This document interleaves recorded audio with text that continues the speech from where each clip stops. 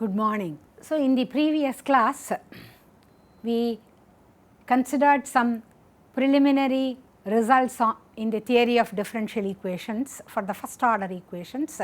We also remarked at the end that we will have to look into the issue, namely whether small changes in the statement of the problem leads to small changes in the resulting solution.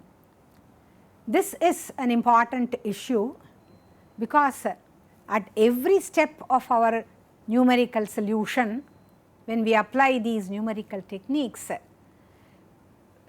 there will be round off errors which will slightly perturb the problem, and therefore, we are not actually solving the original problem, but we are solving a perturbed problem, which means there are small changes which are incorporated in the statement of the problem, and we are solving the perturbed problem and obtaining a solution. So, we would like to see whether this small perturbation given in the statement of the problem has resulted in small changes in the corresponding solutions of the original problem and the perturbed problem. If that is so, then it is fine. We have absolutely no problem, and we can trust the numerical solution that we have got by using the numerical technique which we have applied to the original problem. If this does not happen, then it is simply not possible to guarantee that the solution that we get represents a realistic solution of the original problem. So, let us define some concepts and then look into results which will guarantee that small changes in the problem results in small changes in the corresponding solutions of the problems. The initial value problem for a first order differential equation is said to be well posed if the following conditions are satisfied, namely the problem, initial value problem, must have a unique solution y of x, and for any epsilon positive there exists a positive constant k of epsilon such that whenever mod epsilon naught is less than epsilon and delta of x is continuous with mod delta of x less than epsilon on the interval x naught to b, where x naught is an initial point at which the condition is specified, a unique solution z of x to a new problem dz by dx is equal to f of x comma z plus delta of x for x lying between x naught to b with z of x naught equal to y naught plus epsilon naught exists, with the difference between the solution to the new problem, namely z of x, and the solution to the old problem, namely y of x, can be made less than k of epsilon into epsilon for all x naught less than or equal to x less than or equal to b. I hope you have understood the definition. I have considered the original problem. What is the original problem? dy by dx is equal to f of x comma y, subject to the condition y of x naught equal to y naught, where x lies between x naught and b. I have also considered another problem. What is that problem? dz by dx is equal to, it is the same f of x comma z. It is a new problem because I have an additional term here plus delta of x. This delta of x is the small perturbation which I give to f, so that I have a resulting new problem for the unknown z in the same interval where x lies between x naught and b.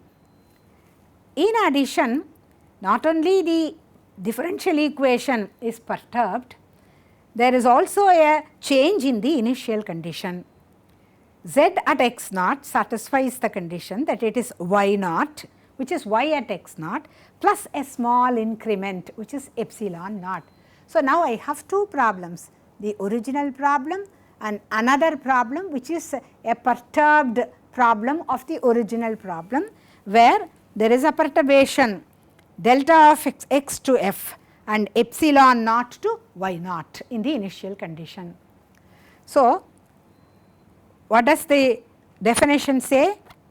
The initial value problem, the original problem is well posed. When is it well posed?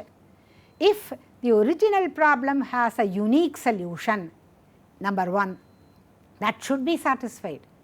In addition, the second perturbed problem that we have stated is such that that has a unique solution given by z of x, such that the difference in absolute value between z of x and y of x can be made less than k of epsilon into epsilon for all x naught less than or equal to x less than or equal to b, where this k of epsilon, delta of x, epsilon naught are all given here.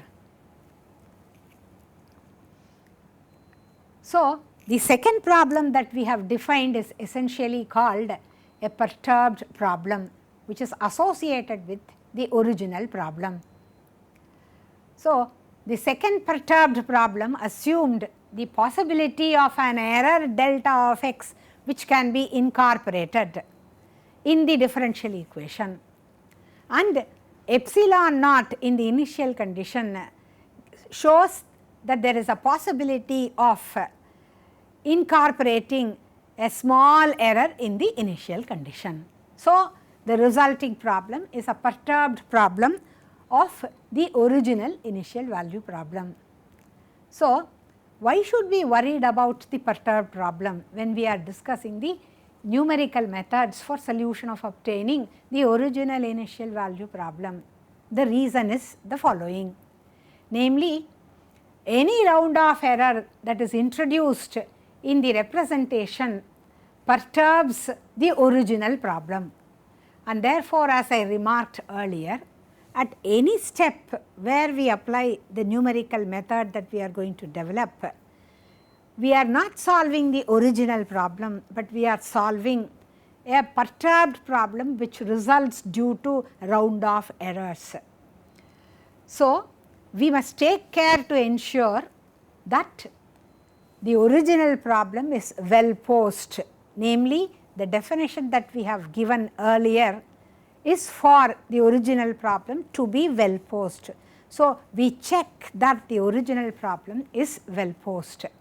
Otherwise, we cannot guarantee that the numerical solution that we get by solving the perturbed problem will give us a solution which represents realistically the solution of the original problem. So, the conditions that we have given shows that the initial value problem is well posed and are specified in the following theorem. So, let us see what the result is. Suppose we have a set D, which is the set of all x, y such that a less than or equal to x less than or equal to b and y lies between minus infinity and infinity. If f is continuous and it satisfies a Lifshitz condition in the variable y on the set D, then the initial value problem dy by dx is equal to f of x comma y, y of a equal to y naught, where x lies between a and b is well posed. So, we do not have to check by taking a small perturbation to the problem as well as the initial condition and see whether the new perturbed problem has a unique solution and check the condition that mod z of x minus y of x is less than k of epsilon into epsilon and so on. We do not have to do all that. We only have to ensure whether the conditions given in the theorem are satisfied. And the theorem guarantees that if the conditions are satisfied, then the initial value problem is well posed, so that the numerical methods that we develop for such a well posed initial value problem, when they are used to solve such a well posed initial value problem, will yield us solution which are reliable and will be obtained correct to the desired degree of accuracy. So, what are the conditions? F must be continuous and F must satisfy a Lipschitz condition in the second variable y, where on the set D, what is D? D is the set of all x, y such that x lies between a and b and y lies between minus infinity and infinity. This initial value problem is then going to be a well posed initial value problem, so that small changes in the original problem will result in small changes in the solutions that we obtain, so that the solution is a stable solution. So, we now have results which enable us to apply the numerical methods that we are going to develop to initial value problems, so that when we check the conditions that we have given in those theorems are satisfied by the functions f of x comma y in the initial value problems that we consider on appropriate sets, then we are guaranteed that we are solving a well posed problem, and the resulting problem will have a unique solution in an appropriate interval, so that our numerical solutions that we obtain are reliable solutions obtained correct to the desired degree of accuracy. So, let us take an example and complete this discussion. So, let D be the set of all x, y such that x lies between 0 and 1 and y lies between minus infinity and infinity. Let us consider the initial value problem given by dy by dx is equal to y minus x square plus 1 for x lying between 0 and 2, y of 0 is equal to 0.5. So,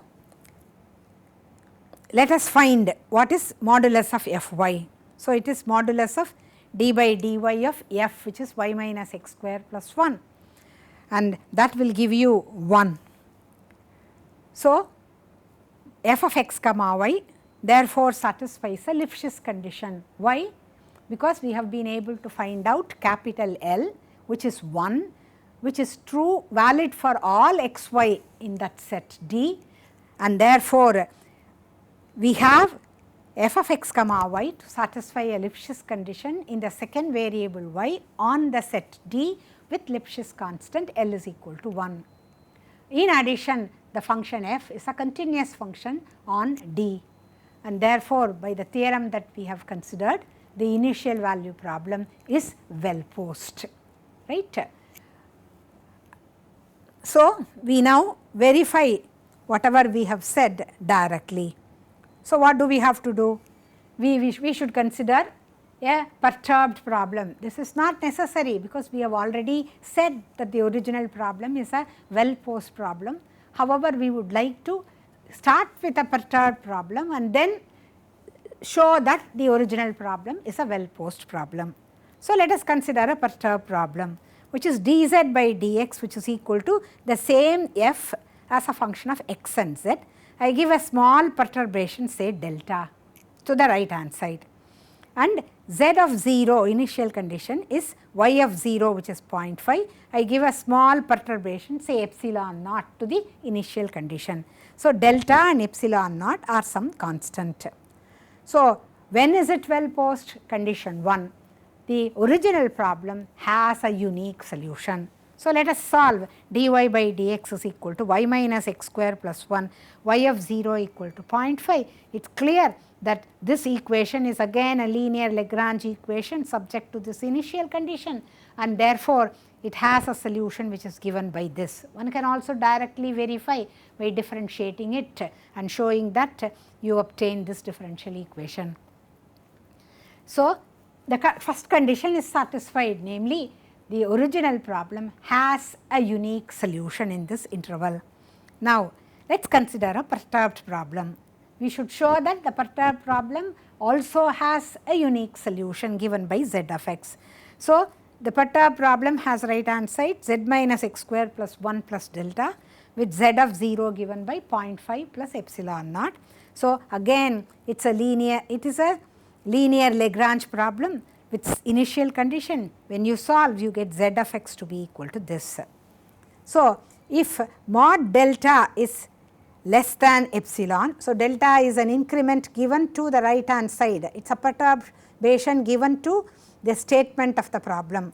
So, if you take mod delta to be less than epsilon as well as mod epsilon naught to be less than epsilon and find out the difference in the solutions of the original problem and the perturbed problem, then it gives you modulus of delta plus epsilon naught into e power x minus delta, which is nothing but modulus of delta plus epsilon naught into e square, because our x is less than or equal to 2, plus mod delta. So, this is less than or equal to twice epsilon into e square, because mod delta is taken to be less than epsilon, mod epsilon naught is less than epsilon. So, 2 epsilon e square plus epsilon, which is 2 e square plus 1 into epsilon. Recall, we should be able to find out k of epsilon. Let us look at the second condition that we have given for a problem to be well posed. The second condition says that for any epsilon greater than 0, there exists a positive constant k of epsilon such that whenever mod epsilon naught less than epsilon and mod delta less than epsilon on this interval x naught to be, a unique solution z of x to the perturbed problem exists. Yes, we have shown that. And modulus of z minus y must be less than k of epsilon into epsilon for all x naught less than or equal to x less than or equal to b. So, you should be able to find this k of epsilon. Yes, in the example that we have considered, we have been able to show that mod y of x minus z of x is less than or equal to 2e square plus 1 multiplied by epsilon. So, this 2e square plus 1 is the k of epsilon that we are looking for, and this is so for all x, and therefore, the problem that we have considered is such that the original initial value problem has a unique solution in that interval, and we have been able to find out a k of epsilon such that the absolute difference between y and z can be made less than k of epsilon into epsilon for all x in that interval. So, both the conditions are satisfied, and therefore, by the definition of a well-posed problem, the problem that we have considered is a well-posed problem.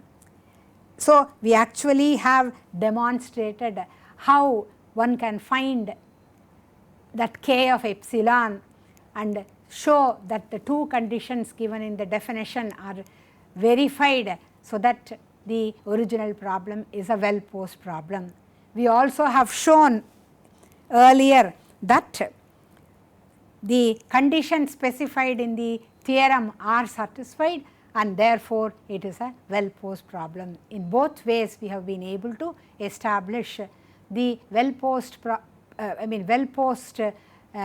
property of the corresponding initial value problem that we have considered.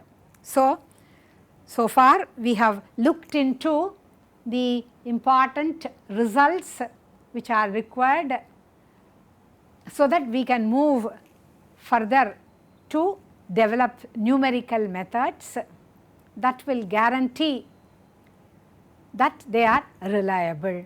So, we now have a knowledge of what are all the factors that we should keep in mind, so that we have a reliable solution obtained using the numerical techniques that we have developed.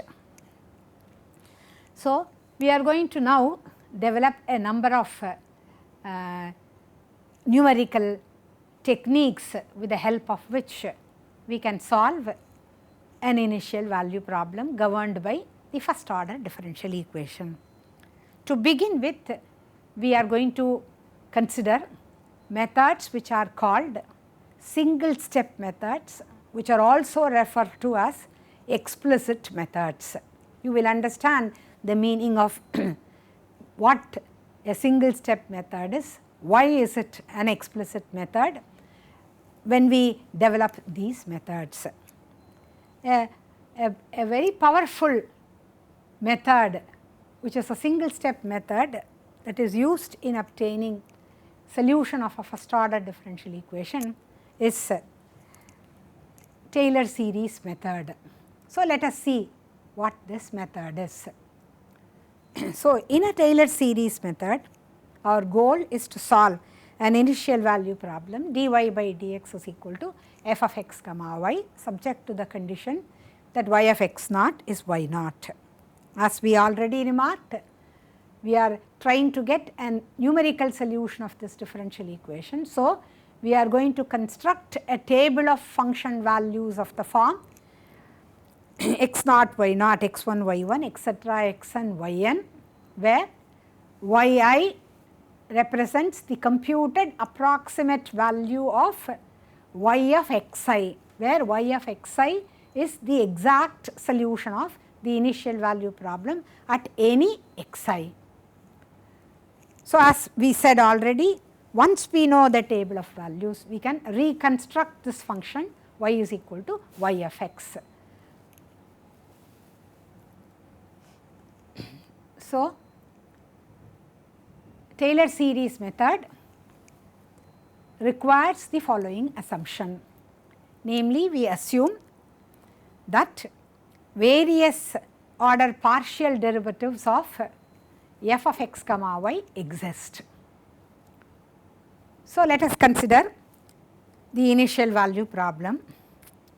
So, if I start at any x and if I want to find out the solution at say x plus h, then I use a Taylor series expansion of y, so that y of x plus h is y of x plus h y dashed of x plus h square by factorial 2 y double dashed of x plus h cube by factorial 3 y triple dashed of x plus h power 4 by factorial 4 fourth derivative of x, first derivative of y at x plus etc.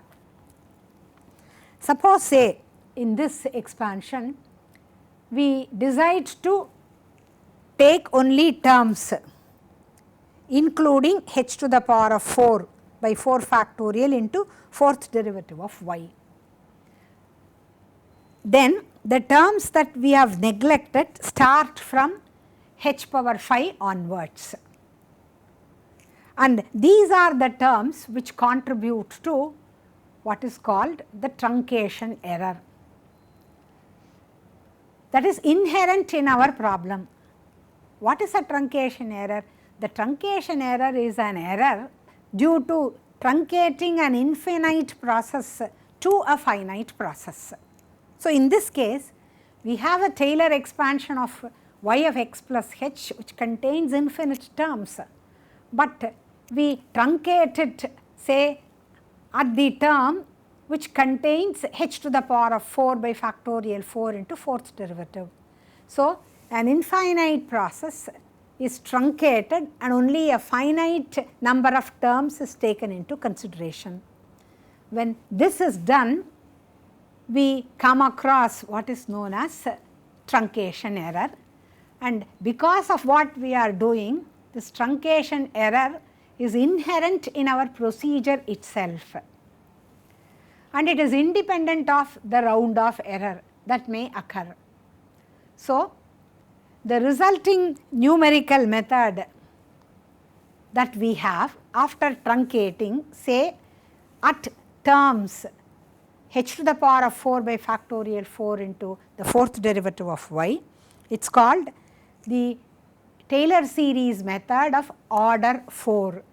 So, it includes in the Taylor series terms up to h to the power of 4 and terms of order of h to the power of 5 and higher orders are neglected. Then we have Taylor series method of order 4. So, we give the definition. The order of the Taylor series method is said to be n if terms up to and including h power n by n factorial into nth derivative of y are used in the computations. So, we observe that at each step we have local truncation error. What is it? It is of order of h to the power of 5, because we are omitting terms of order of h power 5, h power 6, etc. The first neglected term is of order of h to the power of 5. So, the local error behaves like a constant times h to the power of 5 as h goes to 0. And so, if h is taken to be say 0.01, that is h is taken to be 10 to the minus 2, then h power 5 is 10 to the minus 10. So, you may think that the error that is incurred, namely that local truncation error, is of the order of 10 to the power of minus 10 at any step, which is very, very small, which can be neglected because it is of order of magnitude 10 to the power of minus 10 at any step. But these small errors get accumulated as we move on from one step to another step, and there is a considerable amount of error that is incorporated during the computation of the solution. So, the question is, can you estimate this local truncation error at each step of your numerical computation? Yes, it is possible. So, let us see what is the estimate. So, we know that the error term in the Taylor series of order n is of the form say E n, which is equal to the first neglected term. What is it? We have included terms up to h to the power of n in our computation. The first neglected term is 1 by n plus 1 factorial h power n plus 1 into n plus 1th derivative of y evaluated at x plus theta h, where theta lies between 0 and 1. So, this is the local truncation error when we use Taylor series method of order n in computing the solution, where at x plus h when we have information about y at x. So, can you give an estimate? Answer is yes. What do? We write down, approximate this n plus 1th derivative of y at x plus theta h in terms of the finite difference. Namely, E n will be 1 by n plus 1 factorial h power n plus 1 into the n plus 1th derivative is replaced by a forward difference approximation. Namely, it is the nth derivative at x plus h minus the nth derivative at x divided by h. Clear? So, that will be equal to h power n by n plus 1 factorial multiplied by the difference in the nth derivative of the function at x plus h and x. So, this is done after estimating the n plus 1th derivative of y at x plus theta h. So, we have an estimate of this error when we use Taylor series method of order n. So, we observe that E n is h power n by n plus 1 factorial multiplied by some quantity. This is the estimate of the local truncation error.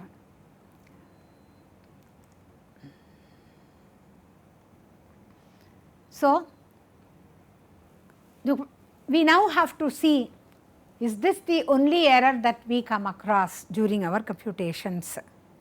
No, we have different types of errors which we come across as we move on with the numerical solution of the initial value problem.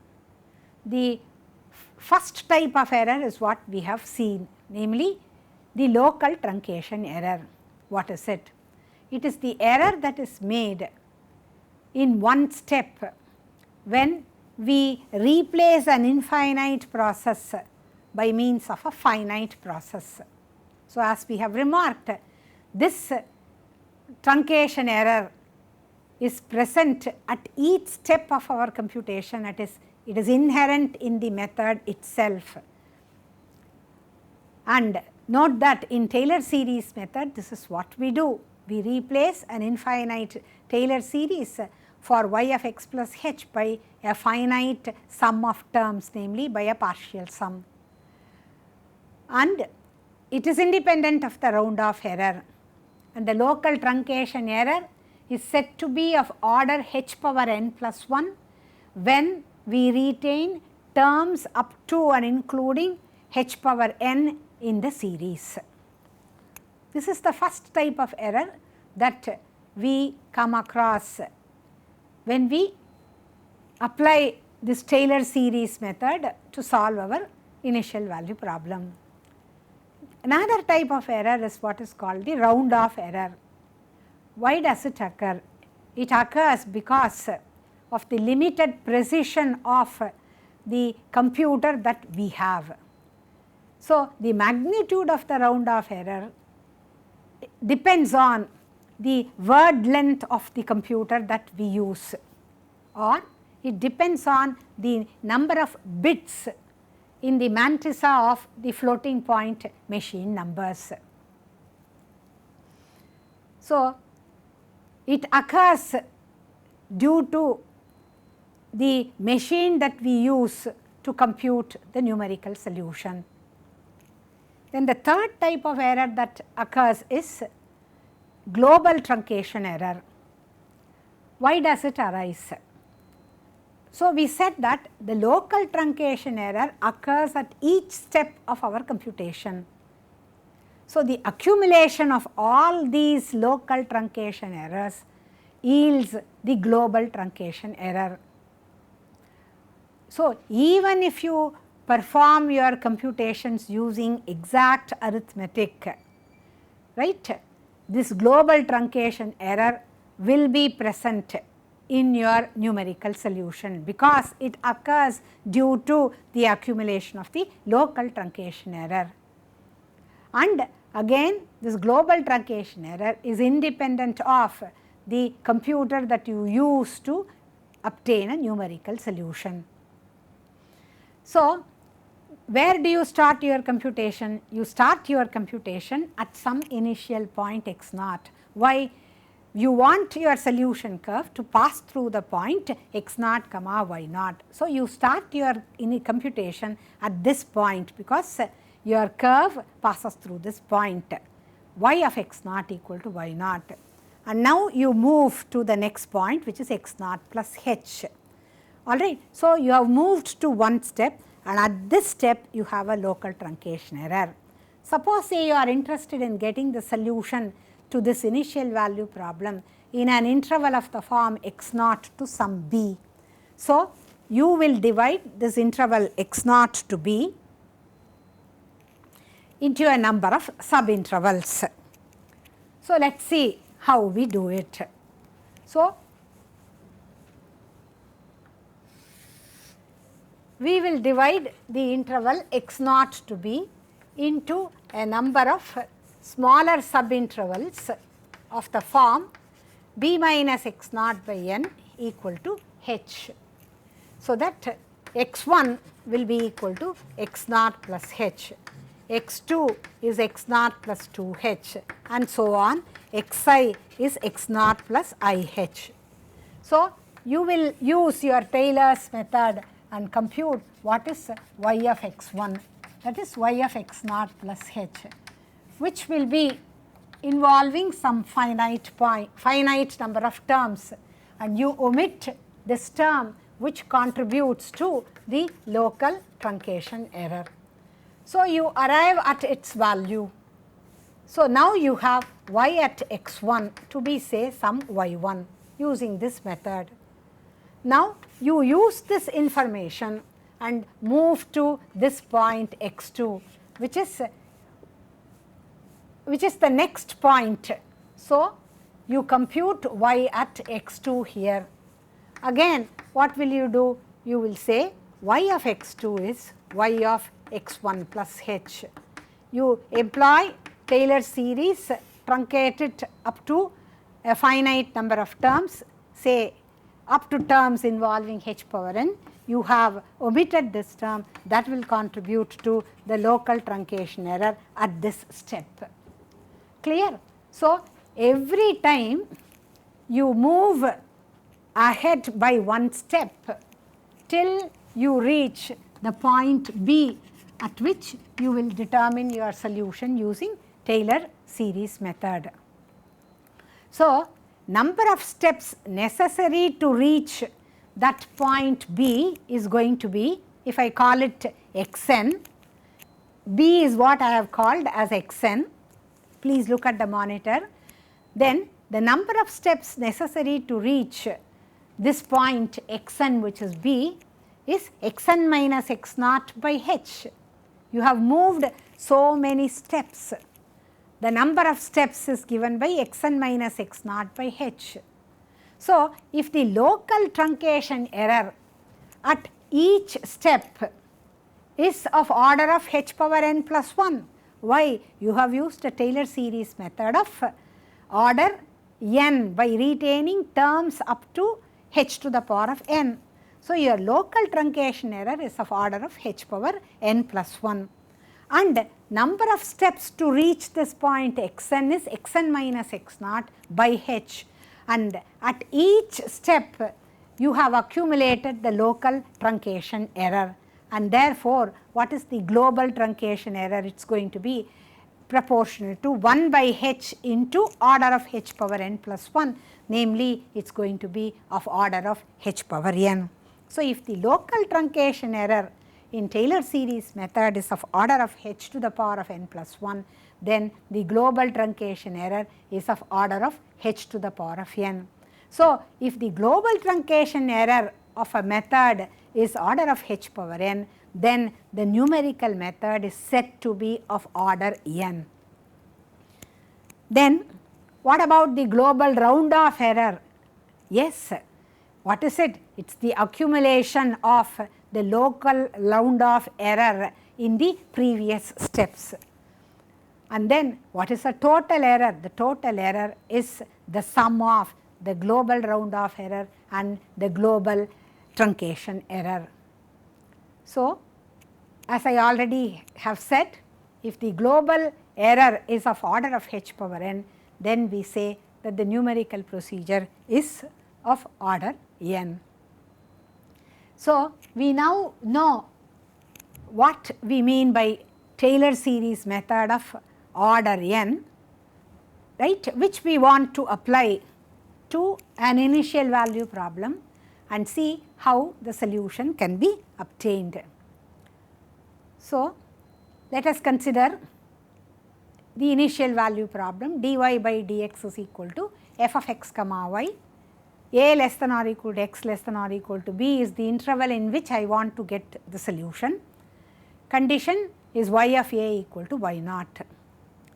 So, suppose the solution to the problem has n plus 1 continuous derivatives, that is y can be differentiated n plus 1 times, the derivatives exist and they are also continuous. Then I expand using Taylor series, right, y of xi plus 1, which is y of xi plus h, that is y of xi plus h, y dashed of xi, and so on. For the last term which I want to neglect, which is the local truncation error, is h power n plus 1 by factorial n plus 1 into n plus 1th derivative at psi I, where psi I belongs to xi plus 1. So, I compute the derivatives which appear there as terms of the Taylor series, namely y prime, y double prime, etc. Y prime is f of xy. What is y double prime? It is d by dx of y prime. But what is d by dx of y prime? So, let us see what it is. So, y prime is f of x comma y. So, I require y double prime, which is d by dx of f of x comma y. What is d by dx of f of x comma y? It is d by dx of a function of two variables x and y, where y itself is a function of x. So, it is nothing but the partial derivative of f with respect to the first argument plus the partial derivative of f with respect to the second argument into y with respect to x. So, this is fx plus fy into what is y prime? It is f. So, you have got your second derivative as fx plus ffy. So, let us compute the third derivative. So, it is d by dx of fx plus f into fy. So, we have a function of two variables here, and I require d by dx of that function of two variables. So, it must be equal to, take this first term. So, the derivative of the first term with respect to the first argument x plus derivative of the first term with respect to the second argument, namely y, into y with respect to x. So, we have obtained d by dx of this. We now move on to d by dx of this term. We see that it is a product of f and fy. So, we must apply the product rule while taking the derivative. So, it is going to be f into d by dx of fy, that is the first term, plus the second term is fy into d by dx of f. So, this will be fxx plus fxy into what is y prime? F. Again f into, I require d by dx of fy, but fy is a function of x and y. So, it is a function of two variables. So, it must be fy with respect to first argument plus fy with respect to the second argument into y with respect to x, that is y prime, which is f itself. Then I go to the next term fy into d by dx of f, it is a function of two variables. So, f with respect to the first argument plus f with respect to the second argument into y with respect to x, which is f itself.